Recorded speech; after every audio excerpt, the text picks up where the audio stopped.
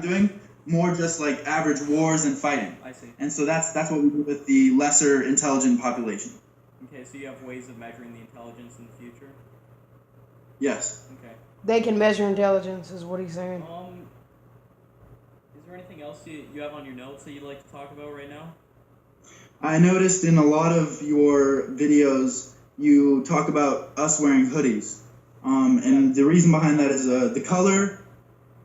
Yeah, the color and the color of the hoodie actually defines rank.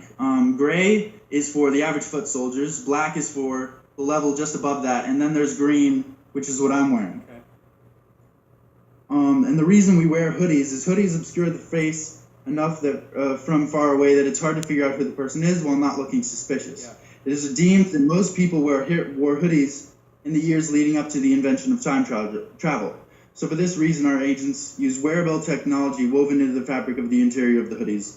And so that wearable technology is technology such as, first of all, it can absorb the impact of certain layers of bullets. And so, like, let's say someone shot me with a .22 rifle in this time, it would probably be absorbed by the hoodie and wouldn't penetrate my skin. And so that's something that we developed pretty soon after the invention of time travel. They also act as another thing that it does, yes, and another thing it does is in the video that you have of I think it was I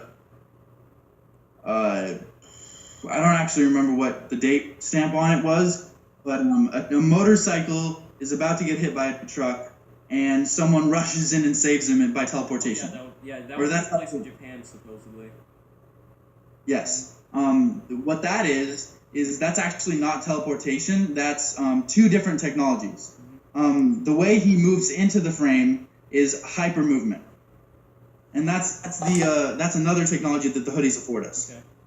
Because certain threads made of a certain type of metal that I'm not allowed to tell you about is woven into the fabric of the hoodie to allow us to move quicker than normal humans. Okay.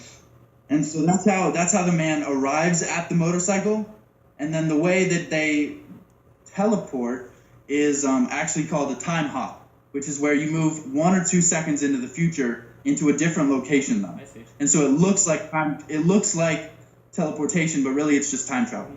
Wow. If you notice on the footage, the date stamp, while the event is taking place, the date stamp constantly jumps seconds. Like it'll skip certain seconds. I think it goes from like 1, 2, 4, and then like 5, 7, 9, or something like that. And all of that is like signs of time hops. So the technology woven into the clothing that you wear affects security cameras in the area that are picking it up? No, the security cameras are affected by the fact that it's time travel, not the fact that we're moving at hyperspeed. I see. Okay. Speaking of the videos that we've posted, and we've interviewed a couple people who claim to be time travelers who've seen the future. Is there anybody you've seen in those videos who isn't a time traveler? The yellow hat man. Okay, so our most recent one? Yeah, your most recent one, that guy's not actually a time traveler. Alright, so he was making it up. And I had suspicions about that guy too, due to the fact that he wasn't going into much detail about different aspects. So, via email, you told me that there was a big upcoming event that humans right now need to be focusing on. Could you give us a little bit more detail into what's coming up? You said that the 20th and 21st centuries are a very important landmark in humankind.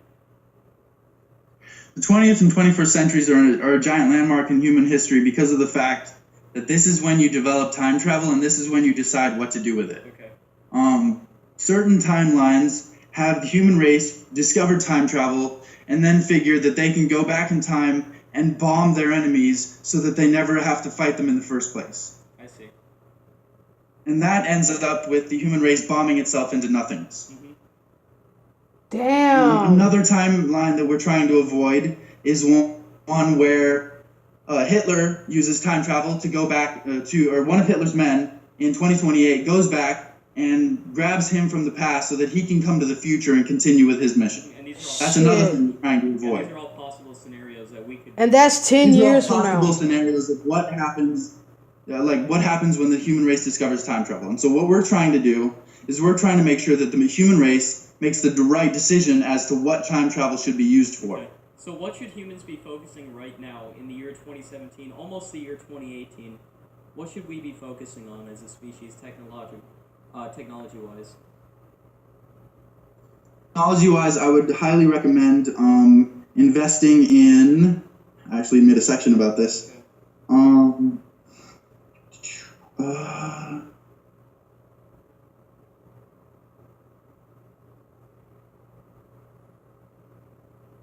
Metaskin is a technology developed recently in your time, what it does is these small metal rings absorb radar frequencies so that whatever's covered in it cannot be seen on radar. I would highly recommend investing in that technology because in the future that technology gets developed further into being complete invisibility. I see. And how does that benefit us? We're able to use it for cloaking devices, for our spaceships, for lots of different satellites, for things like that, so that we can send probes into far-off space without ever having them be intercepted or damaged by alien species that might want to do us harm. The fact he says spaceships, though. And there's other uses for that as well, but I'm not allowed to tell you those. All right. Wow. Because it would cause too big of an impact.